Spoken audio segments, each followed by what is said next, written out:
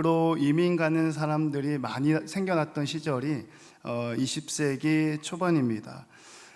미국으로 많이 이민을 가면서 우리 한국 사회에서도 많이 이민을 가죠.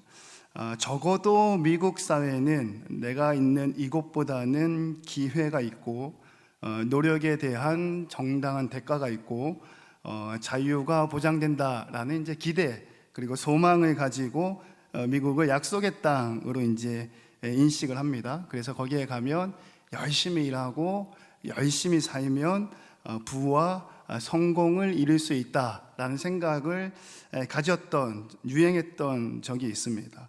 그러니까 이것보다 그것이 보다 더 좋은 환경, 기회 속에서 성공을 꿈꾸는 거죠. 조금만 참고 조금만 견디면 반드시 성공해서 부유한 삶을 그리고 넉넉한 삶을 만약에 나의 때에 그것이 이루어지지 않는다 하면 우리의 자녀 세대라도 그런 부와 넉넉함을 유산으로 물려줄 수 있지 않을까 하는 생각, 아메리칸 드림이라는 유행했던 시절이 있습니다.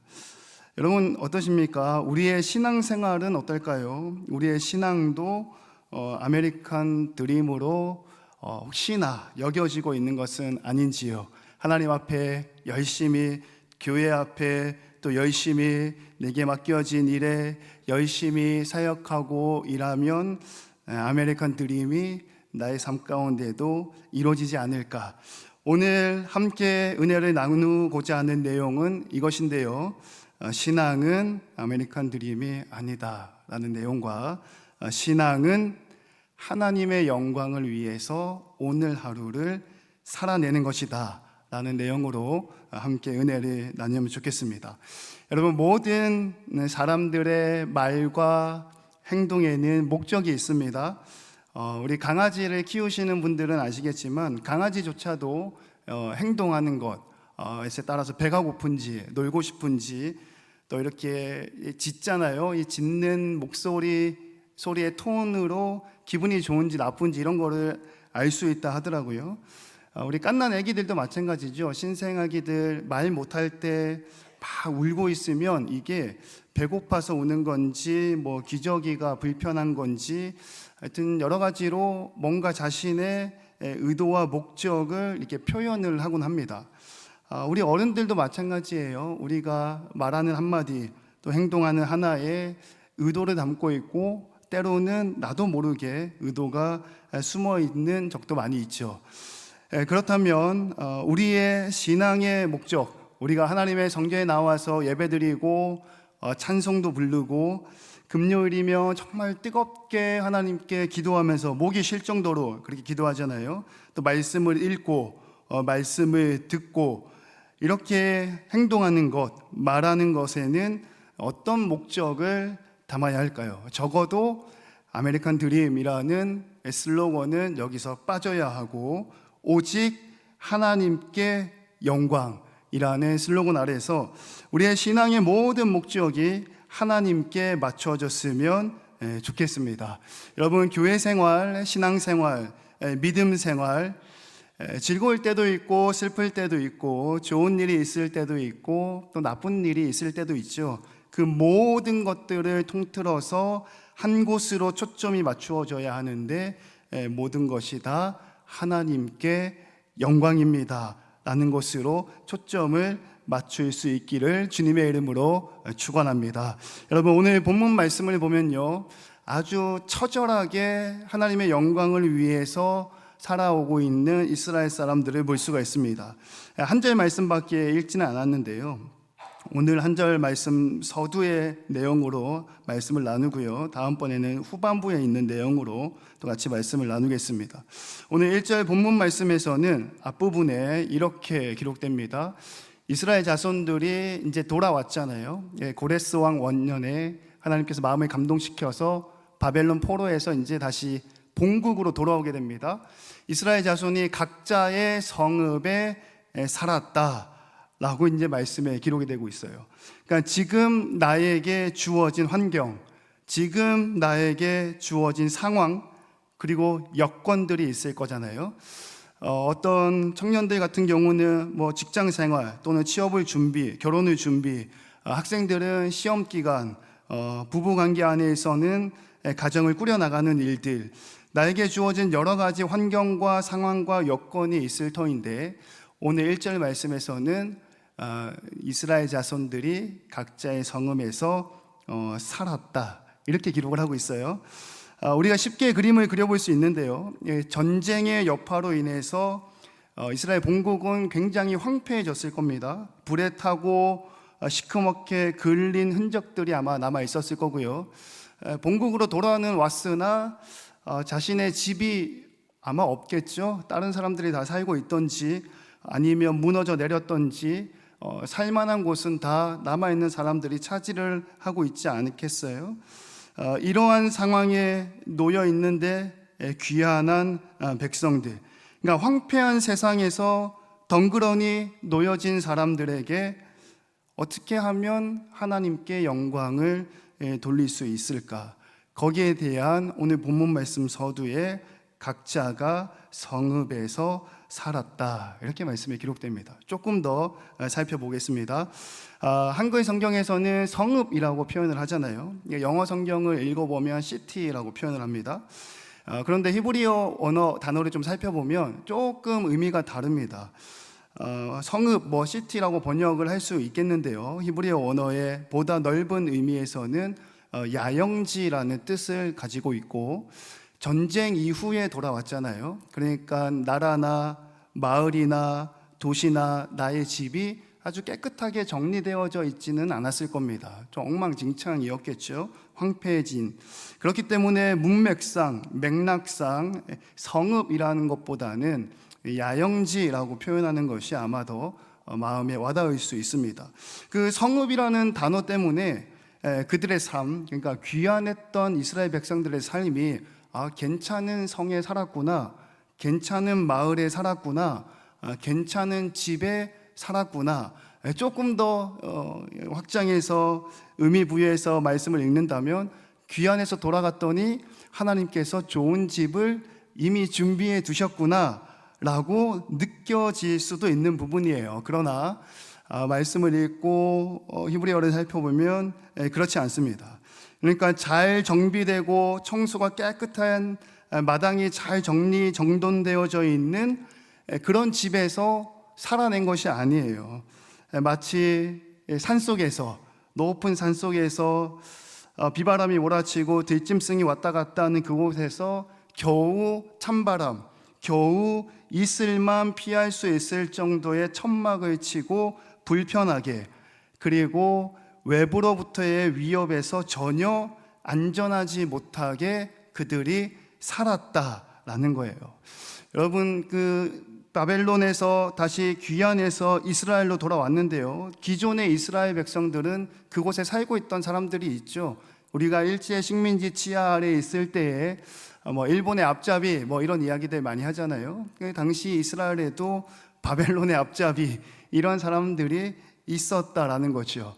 그런데 갑자기 어느 날 바벨론 포로로 잡혀갔던 사람들이 우 걸어와가지고 왕이 풀어줬어, 우리 다시 여기서 살 거야 라고 했을 때, 기존의 권세를 잡고 있던 기득권자들이 그들을 예쁘게 볼 일은 없죠. 그죠? 그러니까 겨우 산속에서 천막 하나 치고 있던 그 사람들은 외부로부터의 침입에서도 결코 안전하지 못한 상황이었다라는 거예요. 그런데 오늘 본문 말씀에서는 이스라엘 백성들의 2장 말씀에서는 귀환한 숫자들을 쭉 이야기하고 난 다음에 3장 말씀 1절에 각자 자기의 성읍에서 살았더라 라고 말씀에 기록을 하고 있어요. 그러니까 불편하고 위험으로부터 보호되지 않는 황폐해진 세상 가운데 던져진 이 사람들이 어떻게 하나님께 영광을 돌릴 수 있을까? 부족하고 열악한 환경이지만 그곳에서 악착같이 살아낸다라는 거예요. 그리고 끝까지 참고 견딘다는 거죠. 살아내는 것이 하나님께 영광이에요. 여러분, 우리의 세계도요, 우리가 처한 상황도 조금 비슷하지 않을까 하는 생각을 합니다. 독일 출신의 사회 이론가죠, 아도르노는 현대사회를 평가할 때요, 자본주의, 산업화로 인해서 사회가, 세계가 황폐해지고 있다, 이렇게 이야기해요. 부익부, 빈익빈, 조금 쉽게 와닿을 수 있죠. 그리고 그와 더불어서 사람에 대한 소외가 극심해지고 있다라고 비판하고 있습니다.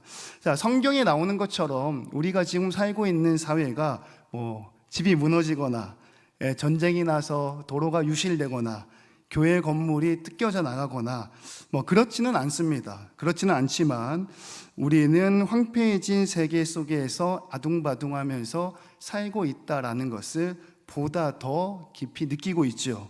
소득의 불균형, 건강 상태의 불균형, 내가 노력한 것만큼의 보응되지 못하는 부족한 대가들. 어떤 분은 하나님께 드리고 싶어도요, 드릴 게 없는 분도 계시죠. 어떤 분은 헌신하고 싶고 섬기고 싶어도 건강이 좋지 못하시는 분들도 계십니다. 또 남들이 봤을 때는 많이 가진 것처럼 보이지만 실상은 그렇지 않는 분들도 많이 계시고요. 남들이 봤을 때는 굉장히 건강해 보이고 굉장히 시간이 많아 보여서 열심히 일을 할 수 있을 것 같아 보이고 기대를 갖지만 실상을 들여다보면 황폐해진 세계 속에서 허우적거리시는 분들이 많이 있다라는 거예요.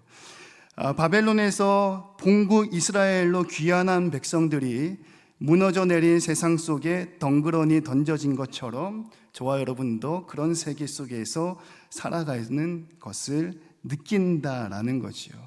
그리고 이제 그런 상황 가운데 우리가 어떻게 하면 하나님께 영광을 돌릴 수 있을까?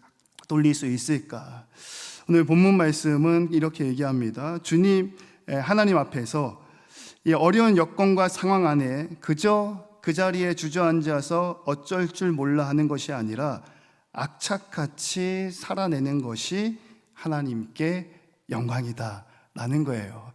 바라고 원하기는 우리의 삶 가운데 거센 풍파가 몰아친다 하더라도 이겨내고 승리하고 악착같이 살아내는 저와 여러분 되시기를 주님의 이름으로 축원합니다. 오늘 본문 말씀 1절이 그거를 이야기를 하고 있어요. 이스라엘 자손이 각자의 성읍에서 살았더니 라고 이야기하고 있죠. 남들이 봤을 때는 성읍이지만 그 속을 들여다보면 황폐해진 세상이에요. 남들이 봤을 때는 가진 것도 많아 보이고 시간적 여유가 있어서 고상하게 예배드리러 오는 것 같지만 들여다보면 우리의 인생은 황폐해진 세상 가운데 발버둥 치고 겨우겨우 하나님의 성전문을 열고 들어오는 경우가 많이 있다라는 거죠. 그러나 그럼에도 불구하고 이스라엘 백성들은 살아냈다라고 말씀에 기록을 하고 있어요. 살아내는 것, 이겨내는 것, 그것이 바로 하나님께 영광임을 믿으시기를 주님의 이름으로 축원합니다. 여러분, 내 삶 가운데 주어진 환경 속에 있잖아요. 그 환경 속에서 주저앉지 않고 이겨내셔야 하는데요. 불완전하고 위태로운 상태에 놓여 있다 하더라도 여러분, 불평하지 마시고 불만 갖지 마시고 또 왜 나만 겪는 고난이냐고 원망하지 마시고 끈질기게 끊임없이 하루하루를 살아내고 이길 수 있었으면 좋겠습니다. 주저앉는 게 아니라 일어나서 살아내는 것 자체가 하나님께 영광입니다. 이스라엘 백성들이 그렇게 살아냈던 것처럼 말씀 후반부에도 나오겠지만 예수님께서 자신에게 주어진 황폐한 세상 속에서 끝까지 그 삶을 살아내신 것처럼 저와 여러분도 그렇게 되었으면 좋겠습니다. 이렇게 살아내는 데는요, 한 3가지 정도의 방법이 있습니다. 살아내는 방법의 첫 번째는 멈추지 않는 겁니다. 우리 한번 따라하겠습니다. 멈추지 말아야 합니다. 시작. 멈추지 말아야 합니다. 요즘은 핸드폰이 너무 잘 되어 있죠. 유튜브도 너무 잘 되어 있고 SNS 이런 거 참 잘 되어져 있잖아요. 요즘 초등학생들은 조금 특징이 있는데요. 진득하게 한 자리에 오래 앉아 있는 거를 굉장히 어려워한다고 합니다. 청년들도 마찬가지인 것 같고요. 또 어르신들 분들도 그런 분들이 있는 것 같아요. 왜냐하면 핸드폰이나 컴퓨터나 우리에게 노출되는 것들, SNS에 아주 짧은 동영상들에 많이 노출되어져 있죠. 전 세계에서 TV 광고를 제일 잘 만드는 나라가 어딘 줄 아세요? 대한민국입니다. 12초에서 15초 사이에 장면이 바뀌죠. 그 아주 계산적인 겁니다. 사람이 인식하고 인지할 수 있는 그 순간을 계산해서 빨리 장면이 바뀌고 빨리 장면이 바뀌나 머릿속에 남아있게 만드는 것. 우리가 거기에 너무 노출되어져 있다 보니까 1분 미만의 짧은 영상들, 이런 것들에 많이 익숙해져 있다 보니까 어떤 것들이 생겨나냐면 살아내는 데 있어서 걸림돌이 생겼는데요, 한 가지를 꾸준히 못하는 거예요. 책 한 권을 끝까지 다 읽는 게 안 되더라고요. 한 직장을 끝까지 오래 다니는 게 안 되더라고요. 심지어는 한 교회를 끝까지 오래 다니는 것도 요즘은 안 되죠. 안 되더라고요. 하루에 20분만 글을 읽으면 한 달에 책 한 권 읽는 거는 어렵지 않습니다. 여보, 한 1년 이곳 직장에 다녀봤는데 직장 상사가 좀 괴롭히고 좀 직장 동료가 뭐 도움이 좀 안 되는 그런 경우들 많죠. 아마 많이 경험해 보셨을 텐데요. 딴 데가 돼요. 똑같습니다. 뭐 한 1년, 2년으로 늘어날 수는 있지만 똑같이 괴롭히는 직장 상사 있고요. 손이 많이 가는 직장 동료들도 있죠. 이쪽 교회는 나랑 좀 안 맞는 것 같아. 저쪽 교회 가시는 분들 조금 지나면 딴 교회 또 가 있습니다. 조금 더 지나면 또 딴 교회 가 있죠. 그리고 길목에서 만나면 여러 교회 성도들하고 인사하는 모습 보게 돼요. 살아내는 거에 가장 첫 번째 우리가 해야 하는 일은 무엇이냐면 멈추지 않고 꾸준히 하는 거예요. 우리 옛날에 어르신들, 부모님들 집에 가운 같은 게 걸려 있잖아요. 요즘은 좀 그런 게 없는데요. 뭐 안 되면 되게 하라, 이런 것도 있었고, 할 수 있다. 도대체 뭐 어떻게 하는지는 잘 모르겠지만 청년들 리더들에게 이런 이야기합니다. 결석하는 그 셀원들이 있잖아요. 청년들 아프거나 약속이 있어서 결석한 친구들이 있으면 그래도 리더니까 전화해서 좀 이렇게 보고 좀 해줘, 목사님한테. 이제 이렇게 얘기하면 이 친구들이 뭐라 얘기하냐면, 목사님 전화를 안 받는데요. 대부분 다 이렇게 얘기합니다. 그러면 제가 뭐라고 얘기할까요? 전화는 받을 때까지 하는 거야. 한 번 전화하고 안 받으면 안 해요, 그죠? 물론 두 번, 세 번 하는 게 불편하신 분도 있겠으나 우리가 지금 살고 있는 세상 가운데 살아내는 것을 방해하는 요소가 뭐냐면 멈춘다라는 거예요. 꾸준히 못한다라는 것이요. 걸핏하면 못해요 이래요. 걸핏하면 안 돼요 이러더라고요. 걸핏하면 그만할래요 그러더라고요. 하나님도 그렇게 얘기합니다. 나도 그만할래. 나도 너 사랑하는 것 못해. 나도 한 30분만 할래. 나도 한 2년만 할래. 여러분, 하나님도 그렇게 얘기하시면 좀 마음이 슬프지 않겠어요? 안 되는 이유, 멈추는 이유는 굉장히 많습니다. 뭐 시간이 없는 경우도 있고요. 물질이 부족한 경우도 있겠죠. 건강이 아프신 분도 계실 수 있고, 관계 안에서 좀 문제가 있는 분들도 아마 있을 겁니다. 그리고 거기에 도전하고 시도했을 때 예상이 되잖아요. 좋은 결과가 나올지 그렇지 않을지. 그런 계산치 때문에 여기서 멈춰야 되는 이유들이 너무 많다고요. 근데 여러분, 거꾸로 한번 생각해 보세요. 멈춰야 되는 이유는 많은데요, 꾸준히 해야 되는 이유는 하나밖에 없습니다. 꾸준히 하면 됩니다. 꾸준히 하면 이루어집니다. 꾸준히 하면 결과가 나옵니다. 여러분, 그렇기 때문에 안 되는 이유는 많은데요, 되는 이유는 한 가지밖에 없어요. 그러면 되는 것이 훨씬 더 쉽지 않겠어요? 예수님 이 땅 가운데 오셔서 30즈음에 이제 공생의 사역을 시작합니다. 아주 짧게 3년의 사역을 하셨잖아요. 아마 예수님 머릿속에 안 된다는 생각이 수만 가지 이상 들었을 겁니다.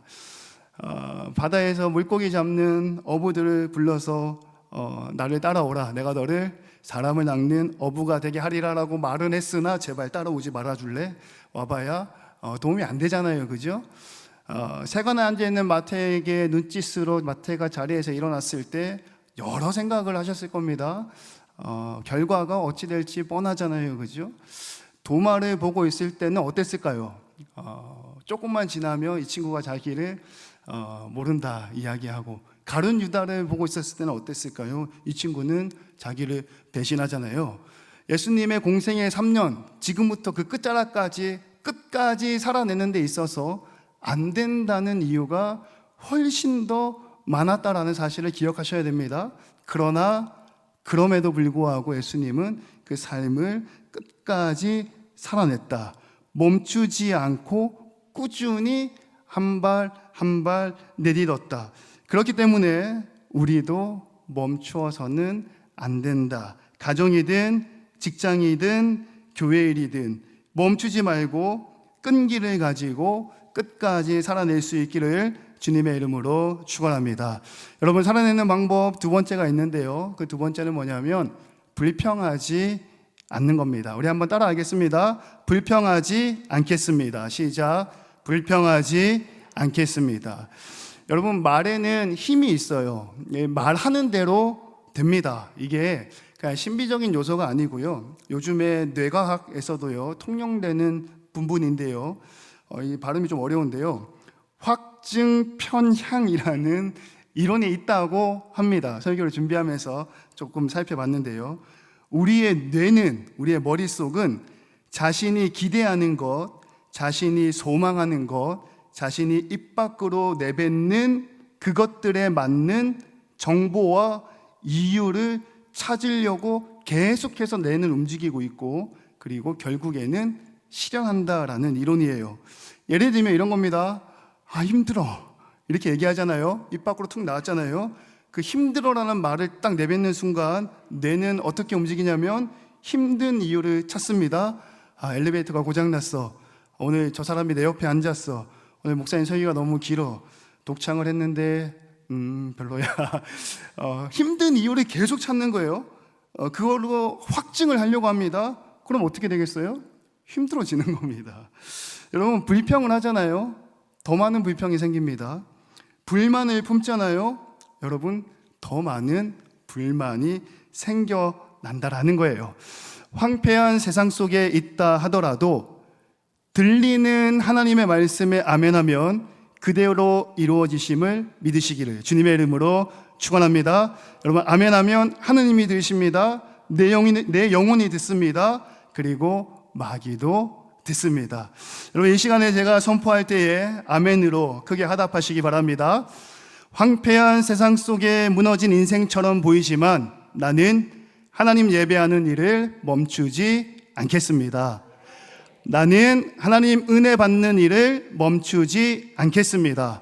하나님을 섬기는 일을 멈추지 않겠습니다. 일이 너무 작아요. 다시 한 번 더 하겠습니다. 여러분, 비록 잘 지어진 성읍에 살고 있지는 않지만 불평과 불만을 입 밖에 내지 않겠습니다. 힘들다고 얘기하지도 않겠습니다. 오직 감사의 말만 하겠습니다. 이런 은혜가 저와 여러분에게 함께 하시기를 주님의 이름으로 축원합니다. 마지막 살아내는 방법 세 번째는 한 가지 예화를 들면서 함께 나누고 말씀을 정리하겠습니다. 2011년 펜실베니아 대학 졸업식에서 덴젤 워싱턴, 좀 유명한 인물이죠. 이분이 이제 대학 졸업하는 학생들을 앞두고 졸업 연설을 했던 적이 있습니다. 그 졸업 연설의 내용이 뭐냐면 이런 거예요. 젊은 대학생들을 앉혀놓고, 펜실베니아 대학이니까 좀 유명한 학교잖아요. 성적도 높고 하이클래스죠. 그러니까 대학생들이 이제 기대감을 갖고 있는 거예요. 내가 이제 사회에 나가면 나를 오라고 하는 기업이 많겠지. 내가 창업하면 대박이 나겠지. 뭐 이런 기대와 소망들이 부풀어 있는 졸업생들에게 뭐라고 얘기하냐면, 여러분, 대학을 졸업하면 실패가 여러분을 기다립니다. 그러나 두려워하지 마십시오. 주저앉지 마십시오. 넘어지는 것을 무서워하지 말고 오히려 앞으로 넘어지세요.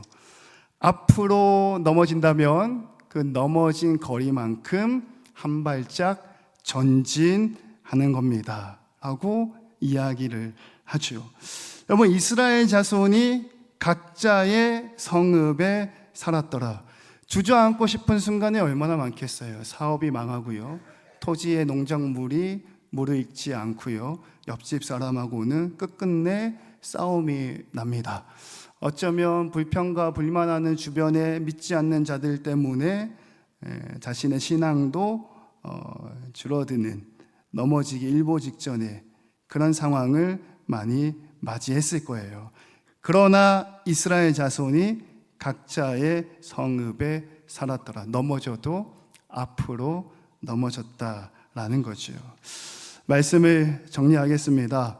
고단한 인생길이라 하더라도, 오늘 하루가 힘겹다 하더라도, 황폐해진 성읍에서 아둥바둥 살다가 겨우 교회 문을 열고 이 자리에 들어왔다 하더라도 이 또한 지나갈 것이고, 살아내는, 멈추지 말고 끝까지 불평하지 말고 앞으로 넘어지면서 살아내는 것이 하나님께 영광임을 믿으시는 저와 여러분 되시기를 주님의 이름으로 축원합니다.